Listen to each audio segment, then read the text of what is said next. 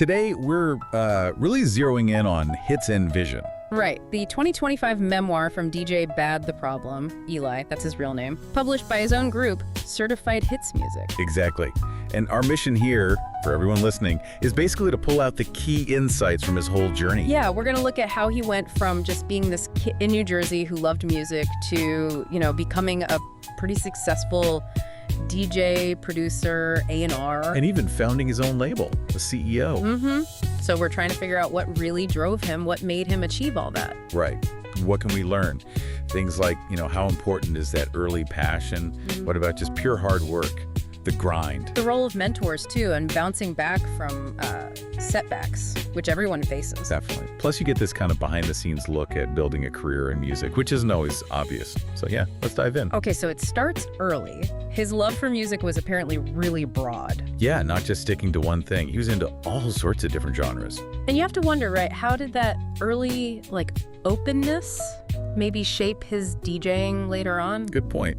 Maybe gave him an edge. Connecting with different crowds. Could be.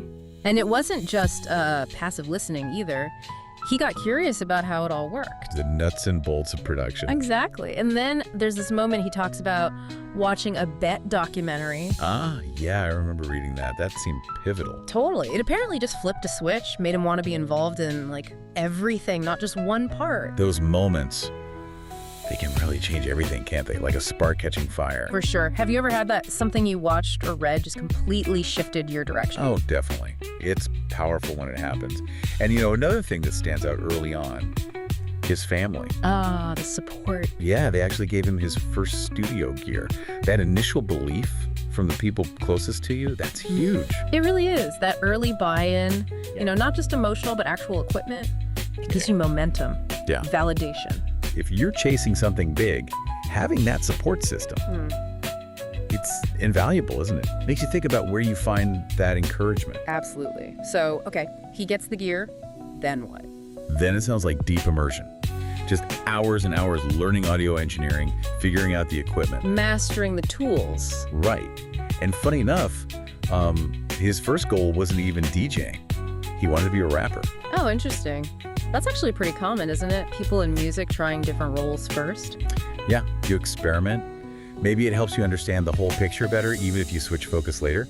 Find your real strengths. Makes sense. So the DJing pivot happened when he got the CDJs and a mixer. That seems to be the catalyst. Yeah. And from there, it sounds like just pure dedication. Relentless practice. Totally. Just hitting the decks constantly, trying out different genres, really working on the technical side. That commitment, those hidden hours, that's where mastery comes from, right? In any skilled field. No doubt. And the experimenting across genres, that's so key for a DJ too. Yeah, you need that versatility. Can you think of parallels, in your own work, where practice and trying different things really led to growth? For sure. Now, something else striking about his early phase. How resourceful he had to be. Because of money, right? He mentions being broke. Exactly. So he had to do it all himself. The mixing, mastering, even stuff like graphic design for flyers, marketing, promotion. Wow. Talk about learning on the job. Right. But that kind of forced self-sufficiency, it can be incredibly valuable later. Definitely. When you don't have resources, you're forced to get creative, learn skills you otherwise wouldn't. You understand the whole process. Ever been in a spot like that, where limitations actually made you more capable in the long run? Oh, yeah. Sometimes constraints breed innovation. So things seem to shift when he connects with DJ Kilo. Right, from Team Titan DJs. That sounds like a major turning point. Mentorship. It's often that catalyst, isn't it? Especially in industries like music where who you know and what they know, it matters. Kilo giving him guidance, opening doors, stuff Eli probably couldn't have accessed alone. You think about your own mentors. The specific advice or intros they gave that really mattered. It's powerful. And joining Team Titan DJs itself.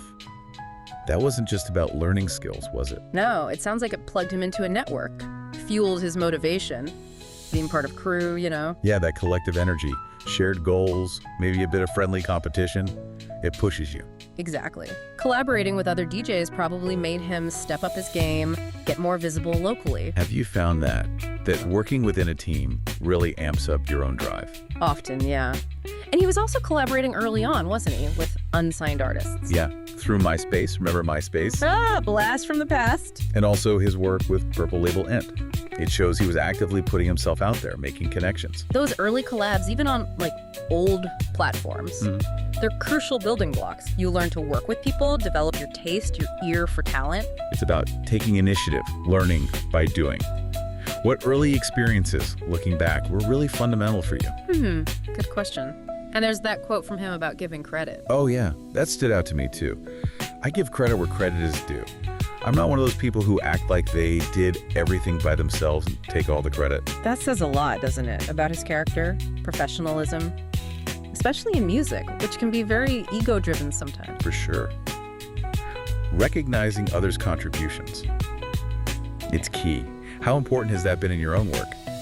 Acknowledging the team. Crucial. Now, it wasn't all smooth sailing, though. He talks about facing negativity. A lot of it sounds like. People actually laughing at him. Wow. Yeah, he quotes him, "You will never make it, that's impossible." Yeah, okay, buddy. Just really dismissive. Oof. That kind of doubt. It can really sting, especially when you're starting out. But the key thing is how he processed it, right? Exactly. He didn't just internalize it. No, he had this, insight that it wasn't really about him. It was about their insecurities, their own limitations being projected onto him. That's such a powerful mental shift, being able to reframe criticism like that. It's resilience 101. Recognizing it's often their fear, not your potential. Have you found ways to do that? To filter out the noise when people doubt you? You have to try. And he even admits, his early mixes weren't great. Yeah, he's honest about that. But he didn't stop. Right, that perseverance. Not letting early imperfections define you. That's huge. Absolutely. Yeah. Mastery takes time, right? Seeing mistakes as data points, not dead ends. Totally. Can you think of a time you were, kind of bad at something initially, but sticking with it made all the difference? Oh, plenty. So let's talk about the name. DJ Bad the Problem. It's intentional. Very. He explains BAD isn't negative, it's an acronym. Business acumen driven. Ah, okay. And the problem signifies his plan to shake up the industry, tackle challenges head on. He actually says, Let me see if I have it here. But choosing this name, I was making a powerful statement about my ambition to transform the music industry. Right, and signaling my preparedness to meet and conquer any challenges. It's bold. It really is. A statement of intent. And he backed it up, didn't he? Using social media strategically. Yeah, Twitter especially. For networking, promoting his mixtapes constantly. Smart. Using the tools available. Independent artists kind of have to do that now, right? Connect directly. It's essential. How are you using, the platforms available to you for your own work or connections? Always trying. And for him, it clearly worked. Consistent mixtape releases. Leading to serious traction online. Hundreds of thousands of monthly streams, apparently. That's significant. Shows the power of consistency, building that audience. Absolutely. That level of engagement, it validates the work. What can we learn from that consistency? Just keep putting stuff out there. Seems like it. And his reach went international, right? Even got bootlegged. Yeah, which is, a double-edged sword and problematic, but... No, but it shows demand, right? Unexpected impact beyond his immediate circle. His music was connecting. True. Then he takes another step. His own radio show. That Problem Hour. On Day Grind Music Radio, expanding his platform again. Strategic move. Building a loyal audience, cementing his brand, showcasing his taste. What's the equivalent for us, maybe? How do we build that direct, regular connection with our audience? Good question. And he kept networking, too, joining DJ Pop Duke's 24K mixtape DJs. Yeah, aligning with established groups. Seems like he understood the value of that. Definitely. Being part of bigger networks gives you access, credibility, maybe new collab opportunities. Are you plugged into the key networks in your field? Actively engaging, it's important. It is. So then the story shifts towards entrepreneurship, founding Certified HITz Music Group. What was the spark for that? Was it just the next logical step? Seems like it came from a passion for helping other artists. He says, my passion for nurturing new talent led to the establishment of Certified HITz. An independent record label dedicated to promoting and supporting emerging artists. So, giving back. Yeah, wanting to foster new talent, that desire to contribute beyond just your own success, what motivates you to support others in your field. It's rewarding.